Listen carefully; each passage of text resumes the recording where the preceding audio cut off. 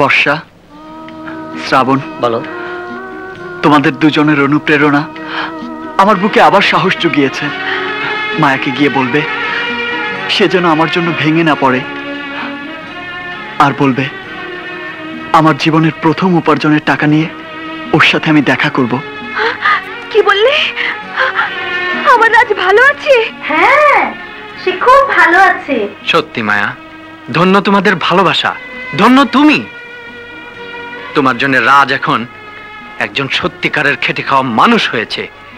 দেখলে মনে হয় সে একজন দিনমজুর। আমার জন্য রাজ এত এত কষ্ট করছে।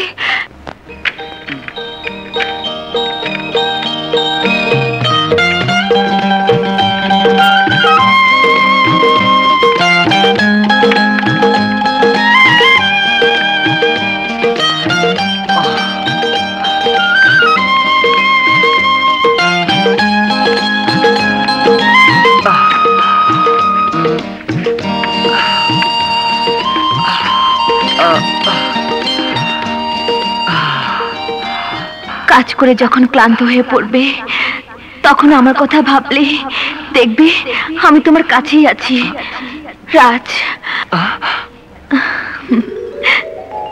মায়া, তুমি?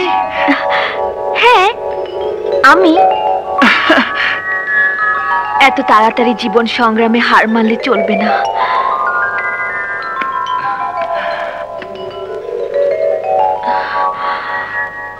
রাজ,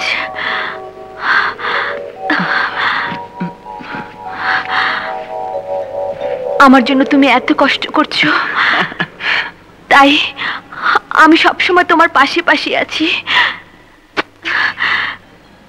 কাজ করো, কাজ করো।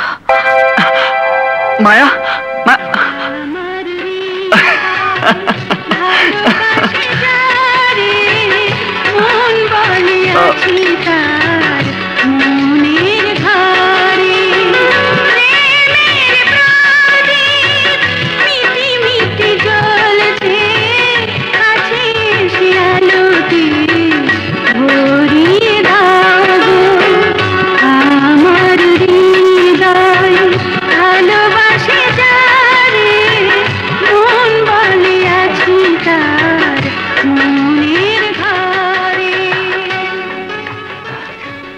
আমার জীবনের প্রথম উপার্জন, এই টাকাগুলো আমি মায়ার হাতে তুলে দেব।